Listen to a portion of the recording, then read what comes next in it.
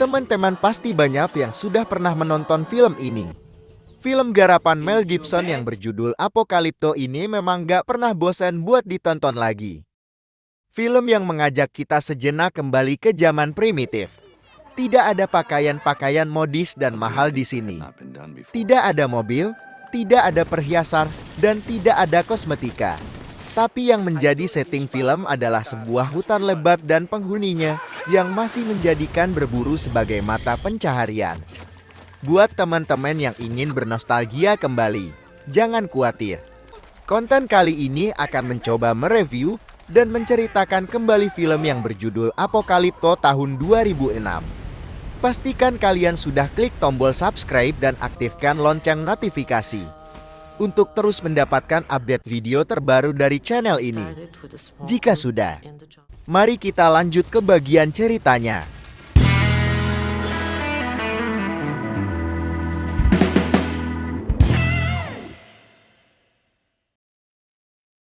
Jaguar Paw adalah salah seorang anggota suku Maya yang tinggal di tengah hutan lebat. Kegiatannya sehari-hari adalah berburu binatang hutan bersama teman-teman dan kepala suku yang sekaligus adalah ayahnya. Suku mereka adalah suku yang ramah dan tidak berniat menyerang atau menguasai suku apapun. Mereka hidup dengan damai beserta keluarga mereka. Ketika mereka sedang berburu di hutan sambil bercanda, secara tidak sengaja mereka bertemu dengan sekelompok suku lain yang sepertinya sedang dalam perjalanan untuk mengungsi dari tempat lama mereka. Mereka membawa para istri dan anak-anak juga dibawa serta. Mereka juga mengatakan tentang adanya sekelompok suku kejam yang telah menghancurkan perkampungan mereka. Jadi mereka harus melarikan diri sebelum ditemukan. Mereka juga menyuruh agar suku Jaguar Paw segera pergi dari pemukiman mereka sekarang. Tapi Jaguar dan sukunya tidak percaya dengan hal itu. Mereka tidak melihat ada hal apapun yang membahayakan di tempat tinggal mereka sebelumnya. Maka mereka pulang sambil membawa hasil buruan mereka, menemui istri dan anak-anak mereka sambil bercanda seperti biasanya.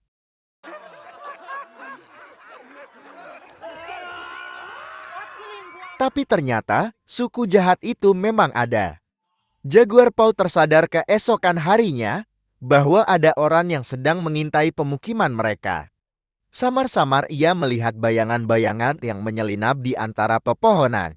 Dan instingnya mengatakan akan ada sesuatu yang buruk yang akan terjadi.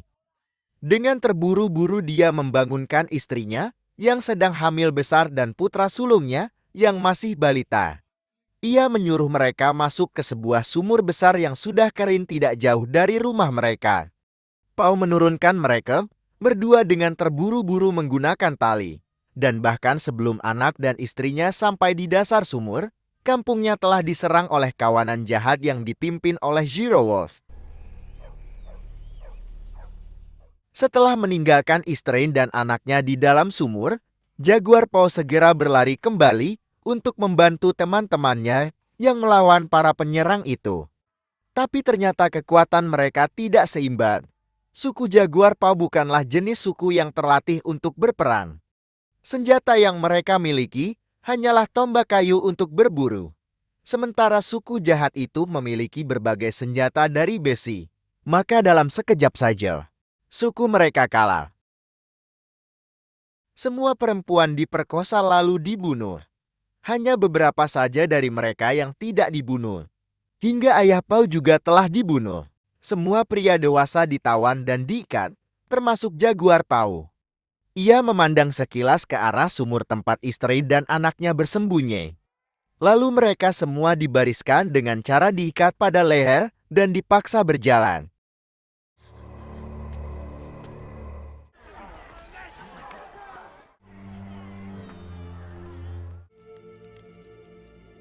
Perjalanan yang mereka tempuh sangat berat, ditambah lagi posisi mereka yang terikat satu sama lain tepat di leher.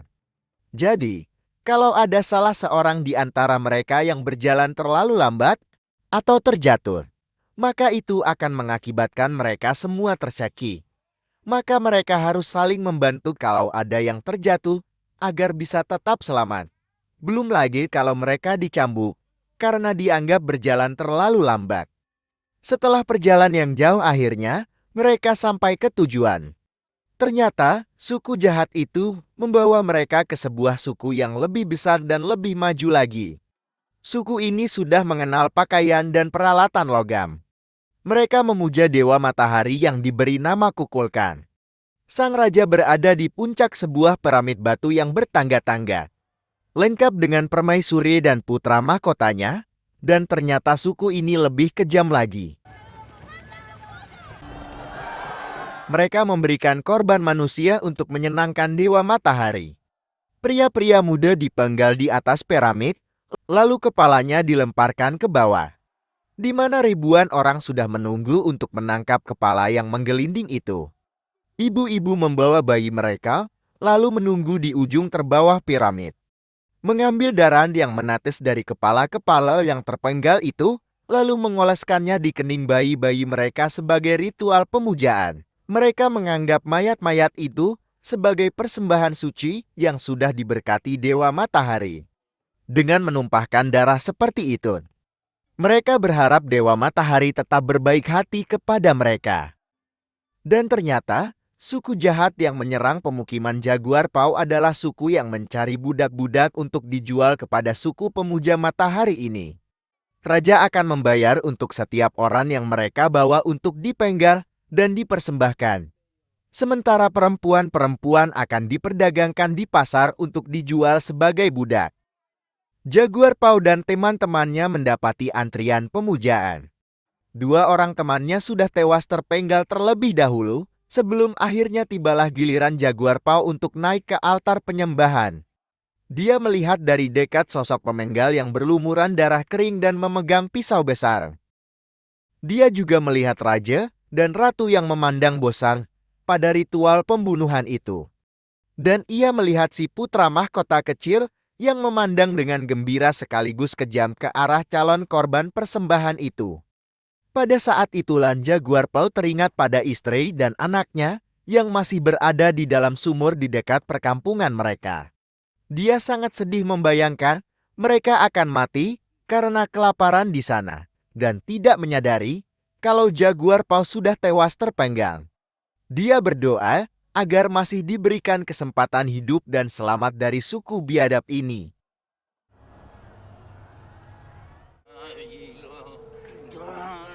Tiba-tiba, terjadilah gerhana matahari. Suku ini belum mengetahui tentang fenomena alam ini sebelumnya.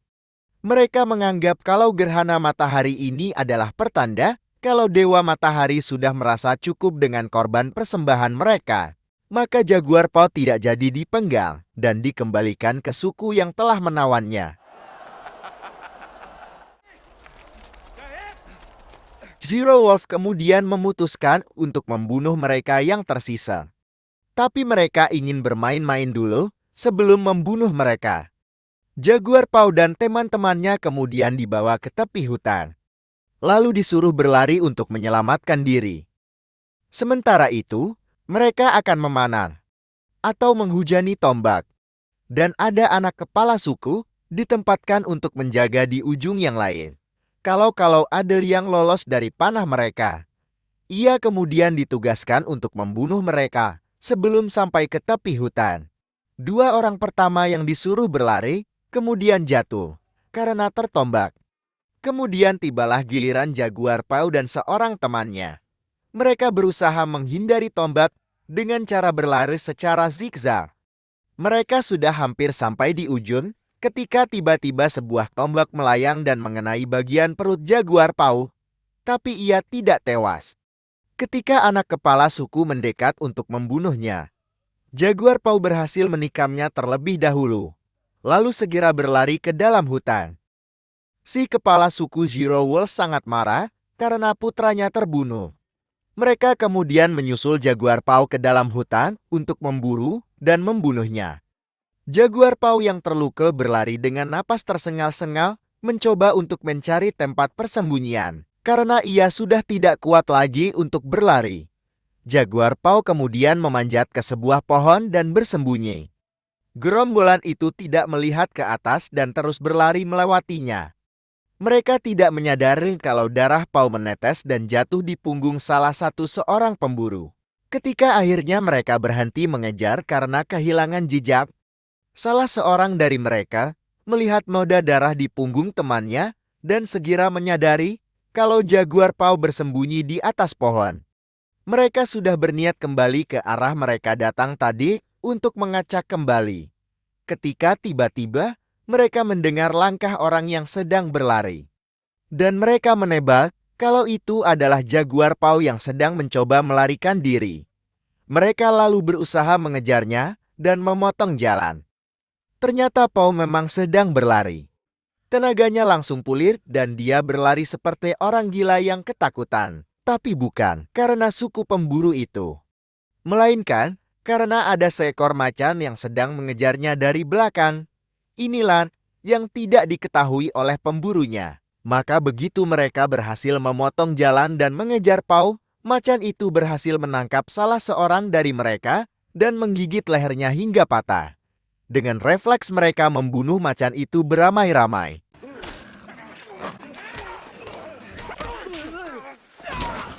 Dan peristiwa ini telah menciutkan nyali sebagian besar kawanan itu. Mereka beranggapan bahwa membunuh macan akan membawa kutukan yang sangat buruk bagi mereka. Ada yang mengusulkan agar mereka berhenti mengejar jaguar Pau dan kembali saja. Tapi si Zero Wolf begitu marah. Karena anaknya tewas, tetap memaksa untuk mengejar jaguar Pau sampai dapat dan mengulitinya hidup-hidup.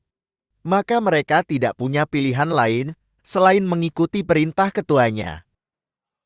Saat jaguar Pau yang sudah sangat terdesak akhirnya nekat menerjunkan diri di sebuah air terjun dan selamat sampai di bawah. Dia mengira dirinya akan selamat dan mereka akan berhenti mengejarnya. Tapi ia salah. Rasa dendam telah membuat si Zero Wolf memaksa anak buahnya juga terjun untuk mengejar jaguar Pau dan ia pun kembali berlari.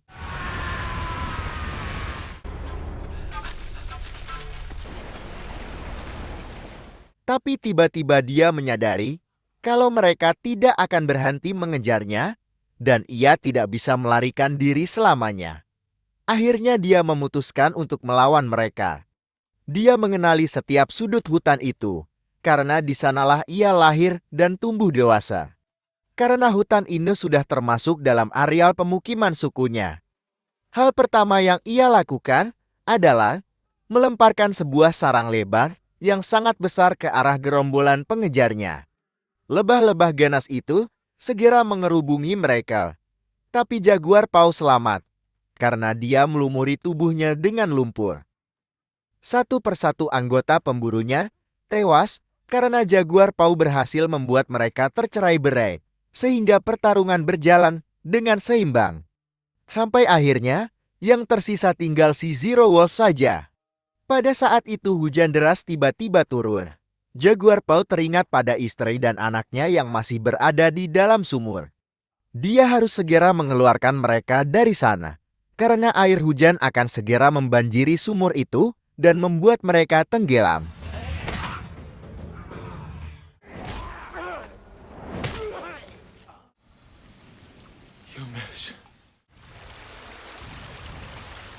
Ketika jaguar Pau menemukan letak sumur itu, tiba-tiba si kepala suku muncul dan menembaknya tapi melesat. Maka jaguar Pau harus melupakan dulu niat untuk menyelamatkan istri dan anaknya dan melarikan diri sambil mencari cara untuk membunuh si Zero Wolf. Karena kalau ia kalah dan tewas, si Zero Wolf pasti akan membunuh istri dan anaknya juga. Karena ia sudah tahu letak persembunyian mereka. Dan ia akhirnya menemukan cara untuk membunuh si ketua itu. Dia berlari ke tempat sukunya biasa memasang perangkap untuk menangkap babi hutan. Ia memancing Zero Wolf jahat itu ke sana. Jaguar Pau tidak menginjak perangkap itu karena ia mengenali ciri-cirinya. Tapi pemburunya tidak mengetahui hal itu dan terus saja mengejarnya, dan dia pun tewas dengan tubuh tertancap bambu runcin.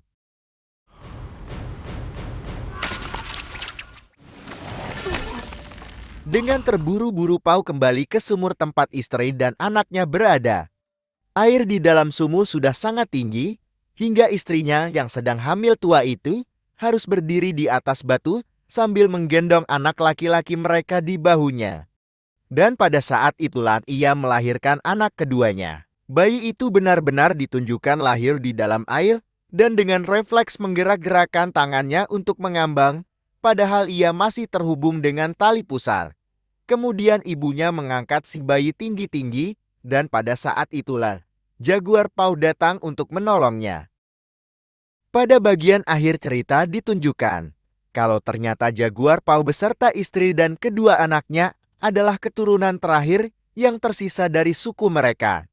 Para suku jahat itu telah membantai semua anggota suku mereka. Dan ketika jaguar paus dan keluarganya berniat pergi dari hutan itu, mereka terkejut melihat sebuah benda yang melayang di atas air. Benda itu ternyata sebuah kapal. Dan itulah kapal ekspedisi Christopher Columbus yang sampai ke tempat itu, sekaligus sebagai awal dari masuknya bangsa asing untuk menguasai tempat itu. Dan film berakhir.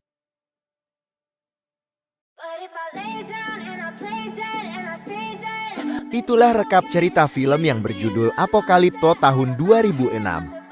Dukung terus channel ini dengan klik subscribe dan aktifkan lonceng notifikasi, agar kalian dapat terupdate video terbaru dari channel ini. Terima kasih yang sudah menonton video ini dan sampai jumpa. Silhouettes of you are like a taunt. Never really know just what you want.